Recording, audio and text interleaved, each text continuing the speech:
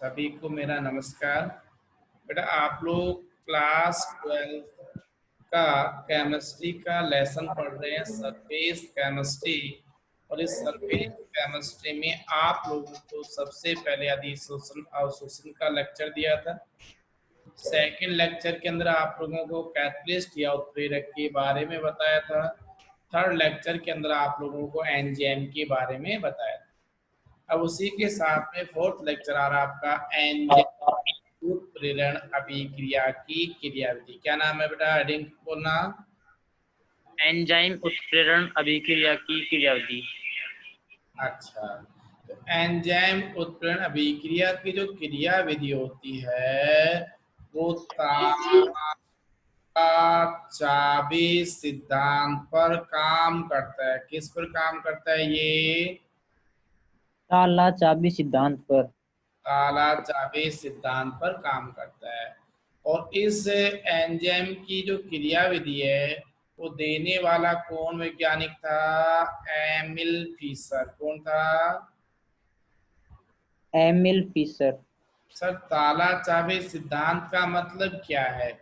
जिस प्रकार से एक विशेष प्रकार के ताले में एक विशेष प्रकार की चाबी लगाई जा सकती है, उसी प्रकार से एक विशेष प्रकार के क्रियाकारक के साथ में एक विशेष प्रकार के एंजाइम की आवश्यकता होती है। अब ये जो क्रियाविधि है, इस क्रियाविधि को बेटा 3 पदों में संपन्न किया गया है। कितने पद में? 3 पदों में। 3 पदों में संपन्न किया गया। कौन सी क्रियाविधि को संपन्न किया गया है? एंजाइम उत्प्रेरण अभिक्रिया की क्रियाविधि को। अच्छा, इसमें सबसे जो पहला पद ले रहा हूँ, कौन सा पद ले रहा हूँ? सबसे पहला पद। प्रथम पद। अब प्रथम पद में क्या है सुनो। ये कहता है कि प्रथम पद में सबसे पहले ये आपका एंजाइम कहलाया। क्या कहलाया? एंजाइम। और ये बेटा कहलाता है सबस्ट्रेट, दैट मीन्स क्रियाकारक। हो गया। तो एंजाइम यस सर। क्या कर रहा है? सबस्ट्रेट या क्रियाकारक से अभिक्रिया करके और एक कॉम्प्लेक्स बना लेता है, संकुल बना लेता है। और उस संकुल का नाम कहलाएगा एंजाइम क्रियाकारक संकुल। इसका नाम क्या है? एंजाइम क्रियाकारक संकुल। तो इस एंजाइम ने किसके साथ में अभिक्रिया कर ली? क्रियाकारक के साथ। अच्छा, और दोनों आपस में मिलकर के क्या बना लिया? एक। एंजाइम क्रियाकारक संकुल। अच्छा, अब इसमें क्या कर रहा हूँ मैं? एक डायग्राम बना रहा हूँ जैसे ताला और चाबी के हिसाब से। तो सबसे पहले ये मान लीजिए मेरे पास में ये एक चाबी बना दी।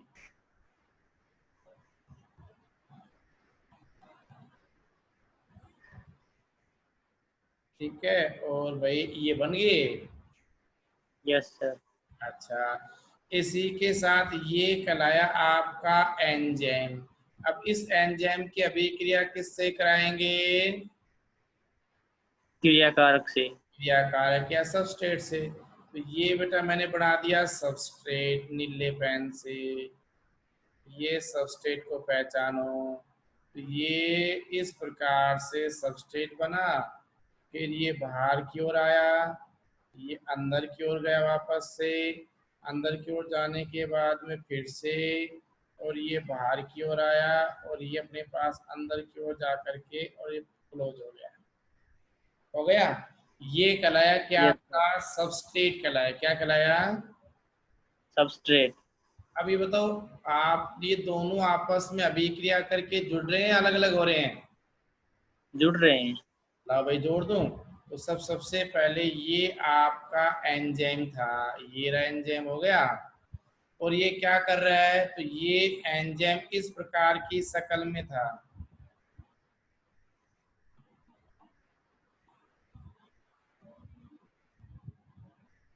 है ना? Yes sir. अब इसके साथ में कौन जुड़ गया? सबस्ट्रेट। तो ये जोड़ दिया।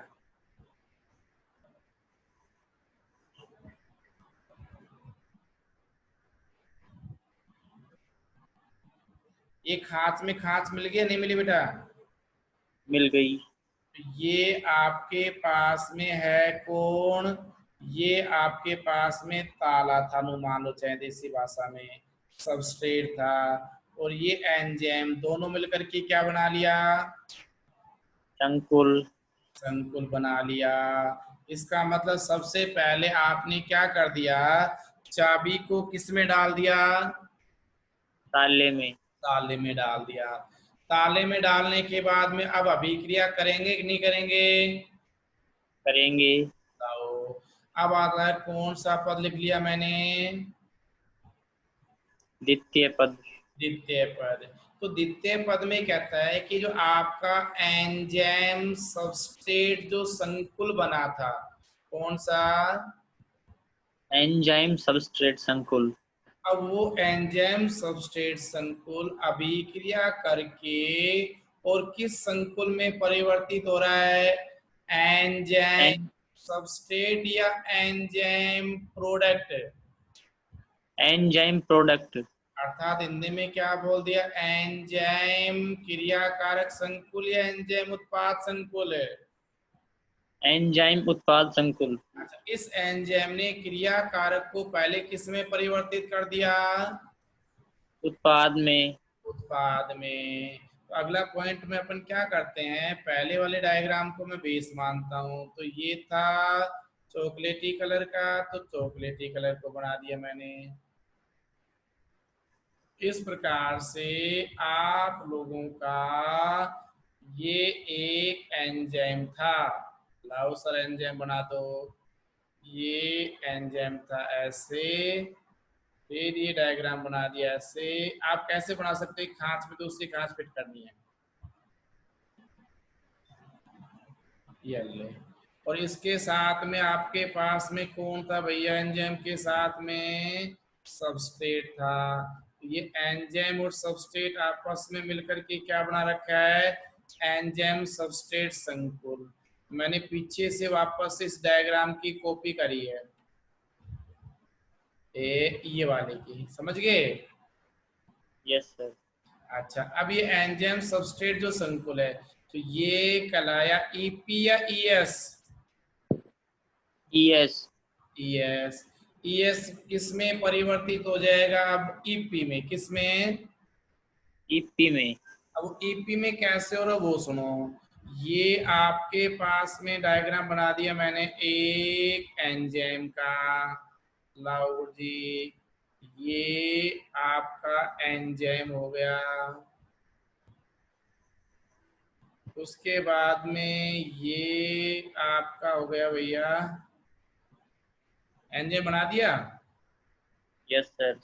और उसी के साथ में ये जुड़ा हुआ है सबस्ट्रेट, एंजाइम सबस्ट्रेट संकुल। ठीक है, लेकिन अब एंजाइम सबस्ट्रेट बनाना है, एंजाइम प्रोडक्ट बनाना है? Enzyme product. तो भैया प्रोडक्ट बनाएगा तो इसका मतलब है इस ताले को खोलेगा तो ये ले, इसके मैंने दो भाग कर दिए, कर दिए। Yes sir. अच्छा, अब बात ये आती है इस साइड में, देखो ये वाला क्या था? सबस्ट्रेट था, राइट? Yes sir. अब इसके पिंक कलर की वजह से कितने पार्ट हो गए? तो तो ये अभी फाइनल कंप्लीट अलग अलग दिखा दिया या जुड़े हुए हैं फिलहाल? जुड़े हुए हैं। लेकिन ये दिखा रहा है ऐसे टूटेगा, अभी तोड़ा है या नहीं तोड़ा? नहीं तोड़ा। नहीं तोड़ा। तो ये कहलाया एंजाइम उत्पाद संकुल कहलाया। क्लियर है? Yes sir. अब लास्ट आता है बेटा तीसरा पद आता है, कौन सा पद? तृतीय पद। तृतीय पद में आपके सामने उत्पाद मिलेगा। ठीक है, तो मैं एक बार हल्का सा स्क्रीन पर रिपीटेशन शैली को यूज कर रहा हूँ। देखो प्रथम पद में तो बेटा मैंने क्या लिखा था कि एंजाइम सबसे पहले सबस्ट्रेट से रिएक्शन करता है, एंजाइम सबस्ट्रेट बनाता है, राइट? Yes sir. ये था फर्स्ट स्टेप। सेकंड में बोला था ये एंजाइम सबस्ट्रेट क्या करता है, किस में कन्वर्ट हो जाता है? एंजाइम प्रोडक्ट में। एंजाइम प्रोडक्ट में। अब बात आती है थर्ड स्टेप की। थर्ड स्टेप का मतलब कौन काम आएगा आपका, एंजाइम प्रोडक्ट या एंजाइम सबस्ट्रेट? Enzyme product. लाओ। तो ये जो अपने पास में जो तृतीय पद है, इस तृतीय पद में एंजाइम प्रोडक्ट है, उसमें से एंजाइम वापस बाहर आया या नहीं आया? आ गया। आ गया। तो एंजाइम उत्प्रेरक की भांति कार्य करता है कि नहीं करता? करता है।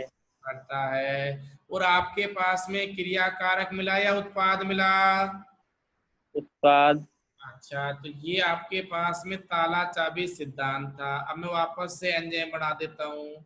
लाओ साहब, ये आपके पास में एंजाइम था, ये वापस डायग्राम को मेंशन किया। इस प्रकार का डायग्राम था किसका, आपका एंजाइम का।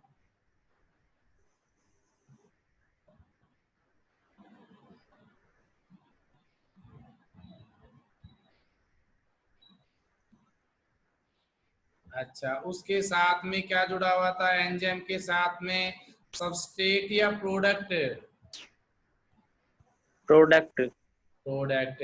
अब इसको ये बताओ, एंजाइम और प्रोडक्ट अलग अलग हो गए या लास्ट में जुड़े हुए हैं अभी भी? जुड़े हुए हैं। अच्छा, और रिएक्शन करने के बाद में क्या हो जाएंगे ये? अलग अलग। अलग अलग हो जाएंगे। ये आपके पास में एंजाइम प्रोडक्ट कॉम्प्लेक्स हो गया। Yes sir. अब इसमें से लास्ट पॉइंट में क्या अलग हो गया? एंजाइम। एंजाइम। तो वे पदार्थ जो अभिक्रिया में भाग नहीं लेते, लेकिन उपस्थिति मात्र से अभिक्रिया का वेग परिवर्तित हो जाता है, उसे बोला जाता है एंजाइम। हो गया खत्म कहानी। Yes sir. अच्छा, अब बेटा यहाँ पर आपके पास जो प्रोडक्ट बन गए, देखो इस प्रकार से बने। ये आपका प्रोडक्ट है एक, तो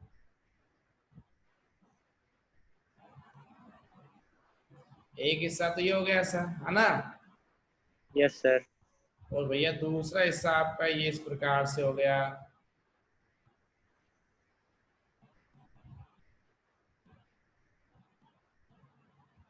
ठीक है। Yes sir. ये क्या कहलाए, प्रोडक्ट या रिएक्टेंट? प्रोडक्ट। प्रोडक्ट कहलाए। तो ये आपकी थी ताला चाबी सिद्धांत। कौन सा सिद्धांत था? ताला चाबी सिद्धांत। ये प्रोडक्ट और ये एंजाइम। समझे या नहीं समझे? समझ गए। अगला जो पॉइंट आता है वो आता है आकार वर्णात्मक उत्प्रेरण। क्या बोल दिया? आकार वर्णात्मक उत्प्रेरण। आकार वर्णात्मक उत्प्रेरक या उत्प्रेरण। इसका एक और नाम दिया गया है जियोलाइट उत्प्रेरण। कौन सा? जियोलाइट उत्प्रेरण। अच्छा, नाम से भी शायद कुछ कुछ हिंट निकल रहा है अपने पास में। सर नाम से क्या हिंट निकल रहा है कि आकार वर्णात्मक, इसका मतलब है कि आकार पर निर्भर करेगा, राइट? Yes sir. हम ये कह सकते हैं कि कोई भी अभिक्रिया है उसमें दो चीज तो जरूर पाई जाती है। एक तो क्या पाया जाता है? क्रिया कारक। अच्छा, और ये क्या होता है? उत्प्रेरक। क्रिया कारक क्रिया करेगा तो क्या बनाएगा? उत्पाद। उत्पाद।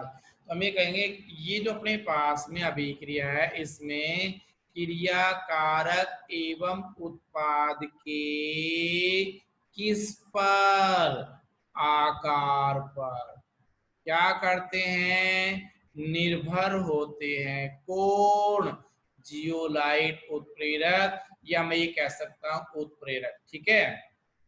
तो यहाँ से यस क्या सर। शब्द निकल के आया है कि वे अभिक्रियाएं हैं जिनमें उत्प्रेरक की रंध्र संरचना, किनकी? उत्प्रेरक की। अच्छा, क्रिया कारक एवं उत्पाद के आकार पर निर्भर करती है। तो ये कहलाएगा आकार वर्णात्मक उत्प्रेरण कहलाएंगे। क्या कहलाएंगे? आकार वर्णात्मक उत्प्रेरण।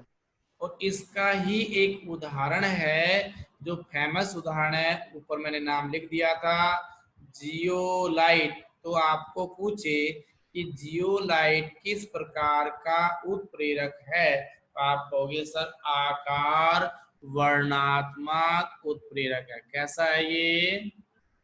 आकार वर्णात्मक उत्प्रेरण। अभी बताया था उत्प्रेरक की कौन सी संरचना? रंध्र संरचना। कौन सी? रंध्र संरचना। इसका मतलब जो जियोलाइट उत्प्रेरक है वो रंध्रयुक्त होगा कि नहीं होगा?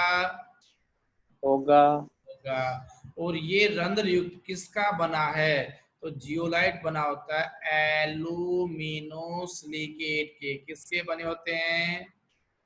Alumino silicate. मैं बोलूंगा सूक्ष्म छिद्रित एल्यूमिनो सिलिकेट के बने होते हैं। और जब हम इस जियोलाइट की त्रिविम संरचना में क्या किया जाता है, कुछ सिलिकॉन परमाणुओं की जगह, किसकी जगह? सिलिकॉन परमाणुओं की जगह एल्यूमिनियम परमाणुओं को रख दिया जाता है। किनको रख दिया जाता है? एल्यूमिनियम परमाणुओं को। और उसी के साथ में अभी बताया था इसके आकार के, या मैं कह सकता इस उत्प्रेरक में विभिन्न आकार के छिद्र या रंध्र या गुहाएं पाई जाती है। और इनका आकार लगभग 260 से लेकर के 740 पिकोमीटर का पाया जाता है। ठीक है यस सर। बेटा, मैंने क्या बताया? सबसे पहले बताया कि वे अभिक्रियाएं जिनमें उत्प्रेरक की रंध्र संरचना क्रिया कारक तथा उत्प्रेरक के आकार पर निर्भर करती है, आकार वर्णात्मक उत्प्रेरक कहलाते हैं। फिर बताया उदाहरण के लिए जियोलाइट, ये अपने पास में एक सूक्ष्म छिद्रित एल्यूमिनो सिलिकेट के बने होते हैं।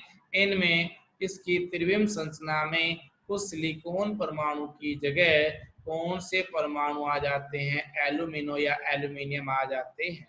साथ ही अपने पास में इस उत्प्रेरक में विभिन्न आकार के छिद्र या रंध्र या गुहाएं पाई जाती है, जिनका आकार लगभग 260 से 740 पिकोमीटर का पाया जाता है।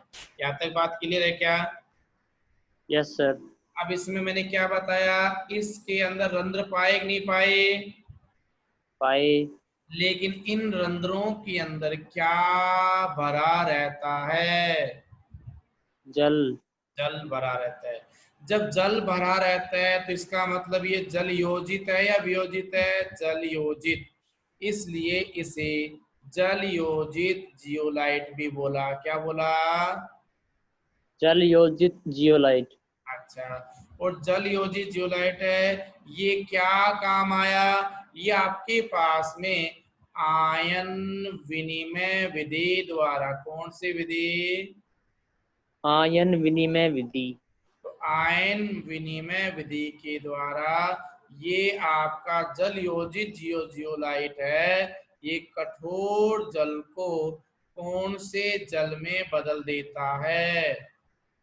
मृदु जल में। तो ये कई बार प्रश्न आता है, बताओ कठोर जल को मृदु जल में परिवर्तित करने के लिए कौन से उत्प्रेरक को काम में लेंगे?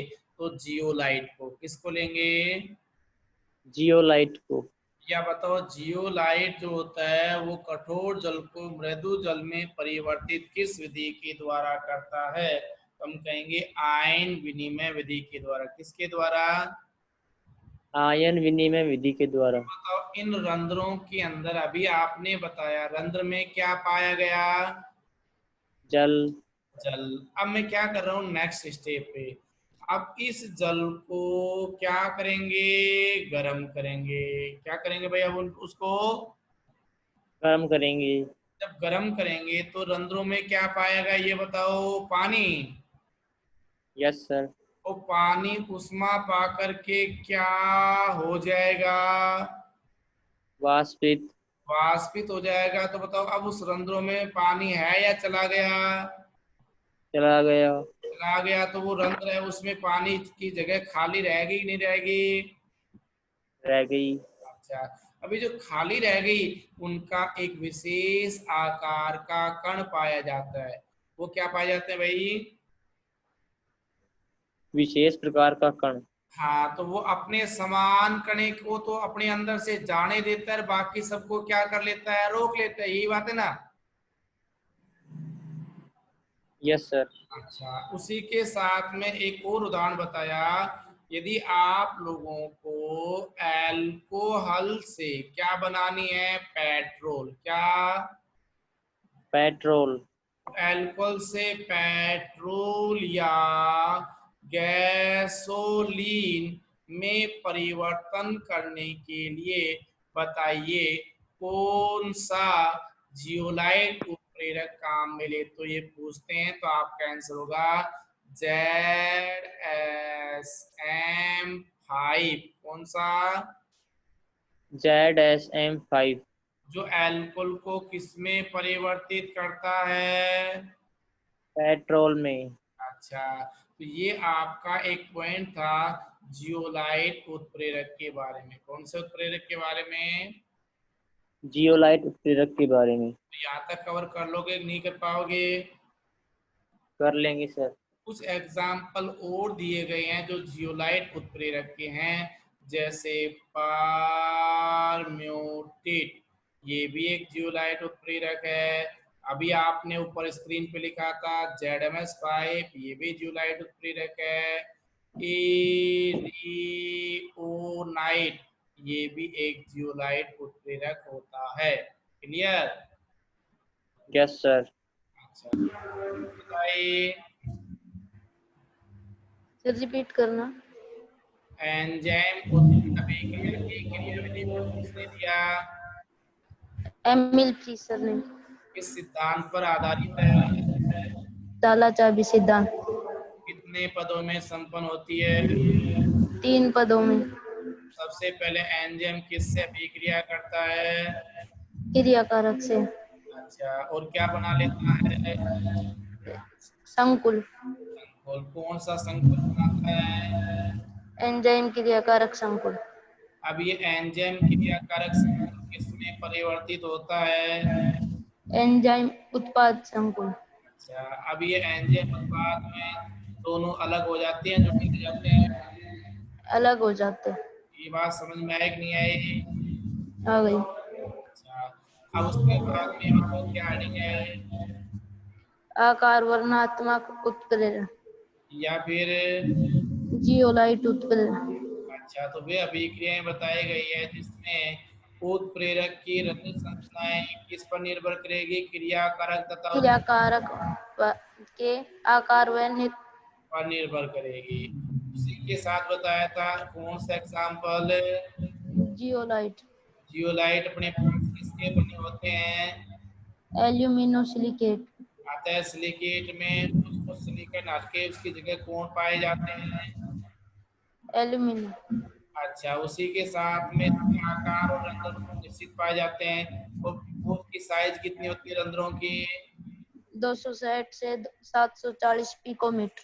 अच्छा, अब इस रंध्रों में क्या पाए जाते हैं? तो ये कौन सा जियोलाइट कहलाया? जियोलाइट को क्या बोल दिया? जलयोजित जियोलाइट। अच्छा, ये जो जियोलाइट जलयोजित जियोलाइट वो किस विधि के द्वारा? आयन विनिमय। कौन से जल को किस में बदलते हैं? कठोर जल को मृदु जल में। अच्छा, आयन में कठोर जल को मध्यम करते हैं। हाँ ठीक है। अब अपने पास में गर्म करते हैं तो बताओ ये वाष्पित होकर के खाली हो जाते हैं कि नहीं हो जाते? हो जाते हैं। और उसमें एक निश्चित आकार के रंध्र पाए जाते हैं जो Yes, sir. अंदर से जाने देते हैं। ठीक है। अल्कोहल को पेट्रोल में परिवर्तित करने के लिए कौन सा जियोलाइट उत्प्रेरक काम में लिया जाता है? ZSM5। ZSM5। वेरी गुड अर्चना।